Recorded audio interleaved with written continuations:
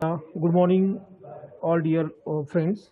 Now, today we will discuss the next important topics related with entropy, which is the entropy change in terms of pressure, temperature, and volumes. Okay. In previous lecture, we discussed about the entropy, entropy change, okay, and physical significance of entropy. Physical significance of entropy म्हणजे मागील लेक्चरमध्ये आपण जो महत्त्वाचे points पाहिले, entropy काय आहे, entropy change कशाला म्हणायचं, आणि त्याच्यानंतर फिजिकल सिग्निफिकन्स काय आहे एंट्रॉपीचे, या गोष्टी आपण मागील लेक्चरमध्ये स्टडी केल्या. ओके. आता सगळ्यांनी काळजीपूर्वक लक्ष द्या की एंट्रॉपी म्हणजे काय, थोडंसं आपण रिकॉल करू, आणि पुढचा जो पार्ट आहे, आजचा टॉपिक जो आपला, तो entropy change in terms of pressure, temperature, volume, या टर्म्समध्ये आपल्याला एंट्रॉपी चेंज बघायचं आहे. म्हणजे थोडक्यात काय, डेल्टा एस जो आहे, जे इक्वेशन आपल्याला डिराईव्ह करायचं in terms of pressure, temperature, volume, या टर्म्समध्ये एक एक इक्वेशन आपल्याला त्याचं डिराईव्ह करायचं. ठीक आहे, तर बघू आपण ते. But before, what is entropy, थोडंसं मागील पार्ट जो आहे, प्रिव्हियस लेक्चरमध्ये झालेला पार्ट जो आहे, तो आपण थोडंसं काय करू आता इथे रिकॉल करू, एंट्रॉपी म्हणजे काय. Okay. So what is entropy? Actually it is a measurement of degree of randomness of energy in the system. सिस्टीममध्ये जो डिग्री ऑफ रँडमनेस जो आहे रिलेटेड विथ एनर्जी, तो म्हणजेच काय आहे, ती मेजरमेंट म्हणजेच काय आहे, ती मेजरमेंटची जी टर्म्स आहे ती म्हणजेच काय, एंट्रॉपी. म्हणजे साध्या सरळ भाषेत जर तुम्हाला सांगायचं तर बघा, डिसऑर्डर जो आहे किंवा रँडमनेस जो आहे एनर्जीचा, तो आपल्याला ज्या टर्म्सनी काउंट करायचा आहे, मोजायचा आहे, ती टर्म जी आहे त्या एंट्रॉपी. ओके. म्हणजेच आपण असं एक म्हटलं होतं, उदाहरण जर तुम्हाला सांगायचं झालं की आपण काही अमाऊंट ऑफ एनर्जी काय केली, प्रोव्हाइड केली, काही अमाऊंट ऑफ एनर्जी सिस्टीमला प्रोव्हाइड केली, तर त्यापैकी काय करते सिस्टीम, त्यापैकी काही अमाऊंट यूज करते टू डू वर्क, आणि त्या फॉर्मला आम्ही अवेलेबल फॉर्म ऑफ एनर्जी म्हणतो. आणि काही अमाऊंट एनर्जी जी आहे ती अनअवेलेबल फॉर्म असते, तिचं वर्कमध्ये कन्व्हर्शन होत नाही. मग ती एनर्जी तरी आहे तरी काय, तर ती एनर्जी ज्यामध्ये आपल्याला मोजायची आहे ते जे टर्म्स आहेत, ती टर्म्स म्हणजेच काय, एंट्रॉपी. क्लिअर? ओके. आता यात सुद्धा माहिती आपल्याला दिलेली आहे. Lower the entropy, more the ordered और लेस द रँडमनेस. रँडमनेस कमी असेल म्हणजे ऑर्डर्ड फॉर्म जास्त असेल, अशा वेळेस त्या ठिकाणी एंट्रॉपी कमी असते, किंवा मग व्हाईस वर्सा, उलट. Entropy is higher, that means order जी आहे त्या ऑर्डर फॉर्म हा लो आहे, कमी आहे, आणि रँडमनेस हा इन्क्रीज झालेला आहे, असं त्याचा अर्थ या ठिकाणी आपल्याला या डायग्रामवरून दिसेलच तसा. बघा या ठिकाणी काय आहे, रँडमनेस जो आहे तो अगदी कमी आहे, सगळे ऑर्डर फॉर्ममध्ये आहे बिलकुल, म्हणजे लो रँडमनेस आहे, म्हणून या ठिकाणी एंट्रॉपी कमी आहे. आणि हेच उलट जर आपण बघितलं तर या ठिकाणी रँडमनेस जास्त असल्यामुळे या ठिकाणी एंट्रॉपी सुद्धा कशी आहे, जास्त आहे. Greater the number of concentration of the microscopic particle, that means atoms, molecules, ions, okay, among the energy level in a particular state of system, greater the entropy of the systems. आता आपल्याला एक circle मध्ये ते दिसतं, तो format आपल्याला दिसतोय सुद्धा इथे, की काय झालेलं आहे, एंट्रॉपी जी आहे ती एंट्रॉपी कोणत्या स्टेजमध्ये जास्त आहे, कोणत्या स्टेजमध्ये एंट्रॉपी कशी आहे, कमी आहे, ते सुद्धा. त्याच्यानंतर हे माहिती आहे, एक महत्त्वाचा पॉईंट आपण डिस्कस केला होता, एंट्रॉपी हे state function, that means it is independent upon the path. पाथवरती अवलंबून नाही, इनिशियल आणि फायनल स्टेटवरती अवलंबून आहे. म्हणजे इनिशियल स्टेटमधून फायनल स्टेटमध्ये जाण्याचा पाथ कोणता आहे, त्या पाथची काही. ओके. तो अशी सिस्टीम जी आहे त्याला माझं state function. Hello Sandeep, Sandeep आवाज म्यूट कर. राहिले का? ओके. तर त्याचा फॉर्म्युला सुद्धा आपण पाहिला, change in entropy, entropy change in final, final entropy in final stage, और entropy minus entropy in initial stage, असा घेतला. त्यानंतर आपण म्हटलं delta H, that mean change in entropy equal to amount of heat in reversible process upon temperature, हा सुद्धा formula आपण त्यामध्ये घेतला. त्यानंतर आपण एक कॉन्सेप्ट घेतली एंट्रॉपीची, की काय काय आहे, कशामध्ये एंट्रॉपी मोजतात वगैरे, ते सुद्धा आपण त्या ठिकाणी बघितलंय.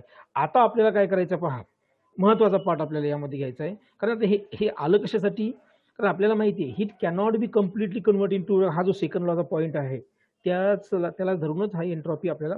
मग हीट पूर्णपणे जर वर्कमध्ये कन्वर्शन होत नाही हीटचं, तर मग बाकीची जी उर्वरित हीट जी आहे ती गेली कुठे, एनर्जी जो एनर्जी फॉर्म उर्वरित केला कुठे, तर तो फॉर्म जो का आपल्याला मेजर करायचा आहे तो करायचा आहे एंट्रॉपी फॉर्ममध्ये, त्याला म्हणायचं entropy. Okay.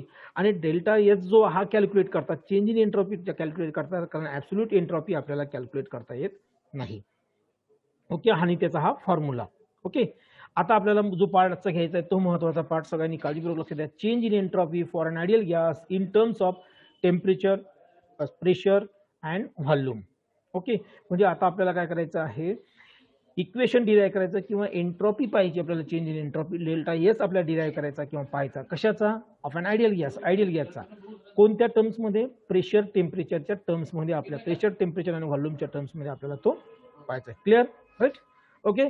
So first, the entropy of systems varies with the state of system and, आणि त्याच्यामध्ये महत्त्वाचा पाठ काय दिला पाहता यामध्ये, and state of system continue in 3 variables. आता बरोबर आहे, आपण असं कन्सिडर केलं. फॉर एक्झाम्पल या ठिकाणी मी एक पेन घेऊन दाखवतो. समजा आता आपण म्हटलं,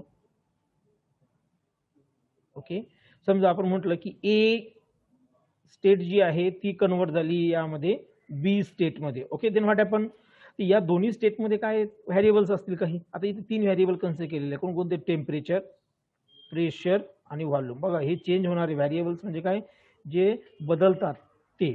okay.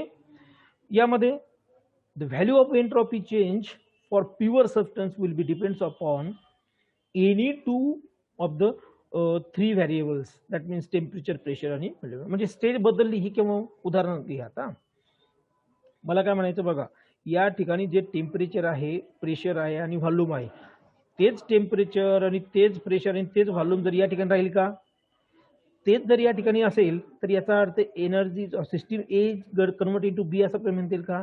Initial state convert into final state असं म्हणता येईल का? नाही. म्हणजे या ठिकाणी काय, इथे जर T1 P1 V1 आहे, इथे कुठेतरी T1 P1 असेल पण इथे V2 असेल. किंवा दुसरी पॉसिबिलिटी T1 P2 V1 असेल, या फॉर्म मध्ये असेल. ओके. तर यामध्ये काय आहे की कोणती तरी 2 व्हेरिएबल्स, एक कॉन्स्टंट पकडायचा आणि दुसरं व्हेरिएबल काय करायचं, बदलायचं. किंवा असं म्हणून आपण एक चेंज करायचं आणि 2 व्हेरिएबल्स आपल्याला काय करायचे, कॉन्स्टंट ठेवायचे. म्हणजेच काय, generally T is taken as a one of the variables, temperature जे घेतलं ते. Okay. And second variables may be volume or pressure.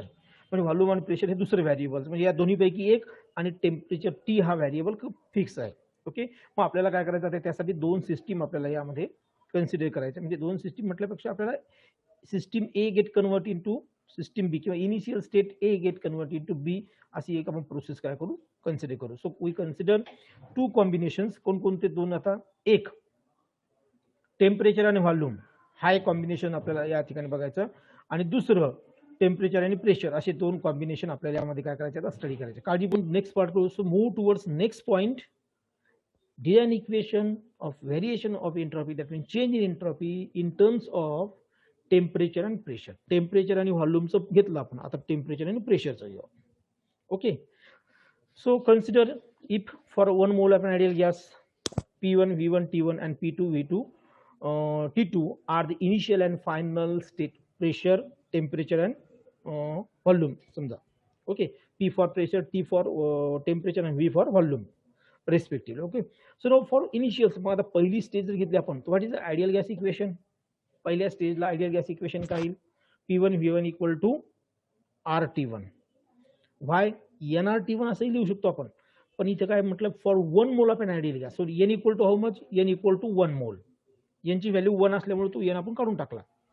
तुम्ही म्हणसान हे काय आहे, अरे एक मिनिट आहे, हे काय आहे, हे आयडियल गॅस इक्वेशन आहे. आयडियल गॅस इक्वेशन माहिती सगळ्यांना, P V equal to NRT, हे इक्वेशन आहे आयडियल गॅस इक्वेशन जनरल. पण इकडे N इक्वल टू किती घेतला आपण, 1 मोल घेतला आहे, म्हणून काय आलं PV equal to RT. But now this is for initial state. What is the condition of initial state. Initial स्टेटची कंडिशन काय आहे, तिथं प्रेशर P1 आहे, व्हॉल्यूम V1 आहे, टेम्परेचर T1 आहे, म्हणून हे पहिलं आलं. What about in final state. आता इथं फायनल शब्द पाहिजे, इथं फायनल पाहिजे होतं, लक्षात घ्या. Final. What about in final state. In final state ideal gas equation equal to P2 V2 equal to RT2. Okay. याला 1 म्हणा, याला 2 म्हणा. आता या 1 ला या 2 नी डिवाइड करा, 2 ला या 1 नी डिवाइड करा. So P2 upon Bluetooth mode pair. Okay P2 V2 upon P1 V1 equal to T2 upon T1 म्हणजे ॲज इट इज आपण जसे जसे इक्वेशन. आता तुम्ही म्हणजे सर इथला आर कुठला गेला, आर दोन्ही ठिकाणी आहे. R is nothing but gas constant, R हा गॅस कॉन्स्टंट आहे म्हणून तो काय होईल दोन्ही ठिकाणी सारखीच व्हॅल्यू असणार आहे. सो इट गेट कॅन्सल, तो कॅन्सल होईल. मग काय लिहा म्हणजे P2 V2 upon P1 V1 equal to T2 in T1 असं येईल. तर आता जस्ट याला आपण काय करू, क्रॉस मल्टिप्लिकेशन जी आहे म्हणजे या ठिकाणी P2 V2 याला या ठिकाणी याला या साईडला आणू, मल्टिप्लायमध्ये या साईडला त्याला आपण आणू. So it get convert into V2 upon V1 equal to T2 upon T1 into P1 upon P2.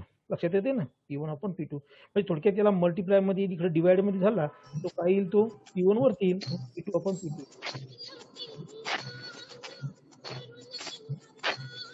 Hello, okay.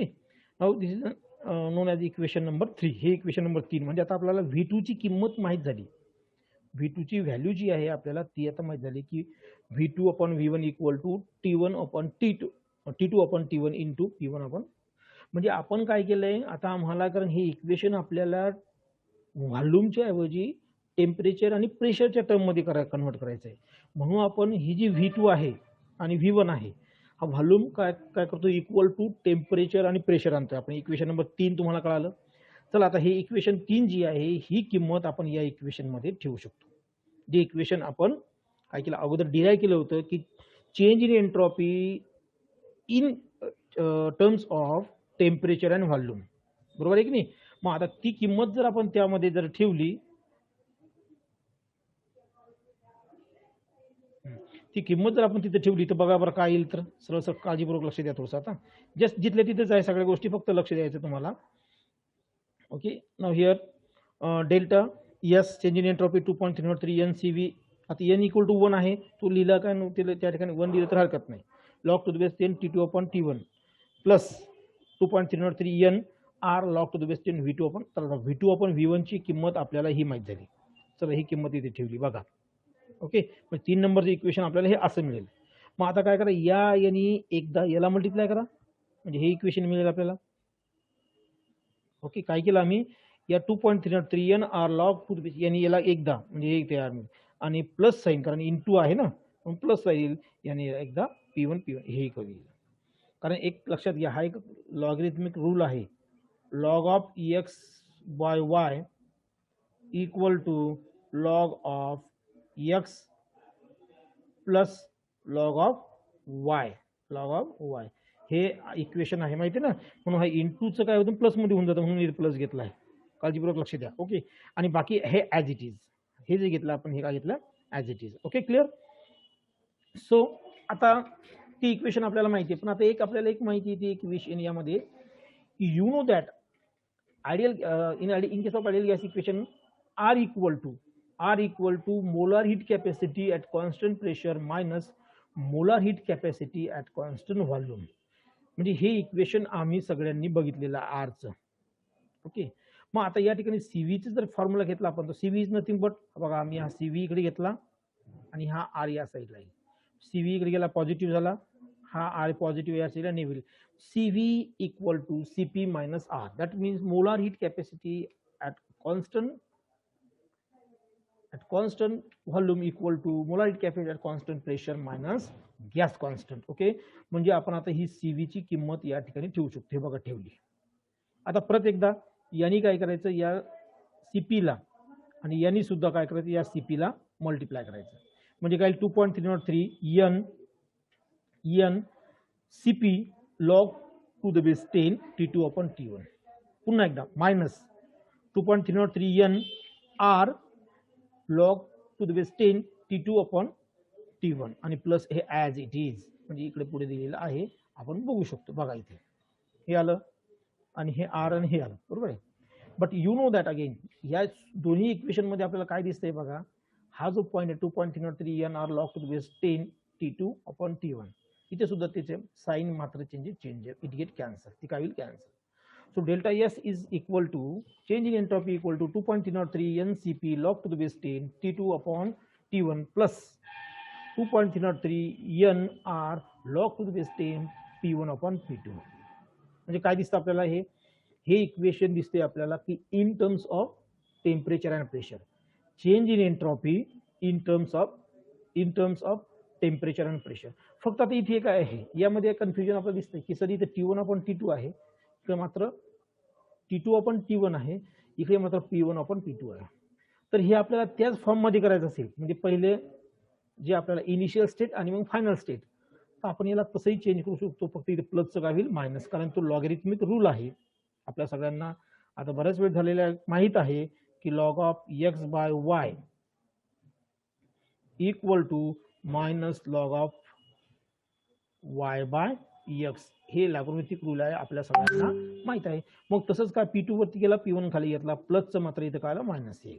Okay, and now this is known as equation of change in entropy in terms of temperature and pressures. Temperature and pressure कळलं. म्हणजे आपल्याला असे हे दोन महत्वाचे equation आहे. आणि हे इक्वेशन कशासाठी आपल्याला महत्वाचे यामध्ये, कारण या इक्वेशनवरूनच आम्हाला काय करायचं आहे, प्रॉब्लेम सॉल्व्ह करायचे याच्यावरून. ओके, आणि प्रॉब्लेम अगदी सोपे आहेत. त्यामधल्या ह्या व्हॅल्यू जे आहेत आपल्याला दिलेल्या असतील, 1 2 3 4 व्हॅल्यू दिलेल्या असतील. हा तर n नंबर ऑफ मोल जेवढे तेवढे दिला, याची व्हॅल्यू कॉन्स्टंट आपल्याला दिलेलीच असणार आहे, r तर आपल्याला माहित आहे. म्हणजे थोडक्यात काय, यामध्ये हे जे फॅक्टर दिसतात 4 5, यातले आपल्याला 4 असतील तर 3 फॅक्टर दिलेले आहे, एक काय करायचं, कॅल्क्युलेट करायचं. असा यावरती काय असतात, प्रॉब्लेम असतात. ठीक आहे, पाहू आपण ते आता प्रॉब्लेम पुढच्या याच्यामध्येच. ठीक आहे, पण हे 2 पॉईंट सगळ्यांच्या लक्षात आले यामध्ये. Now this is equation or variation of entropy in terms of temperature and pressure. आणि पहिलं घेतलं आपण टेम्परेचर अँड व्हॉल्यूम्स.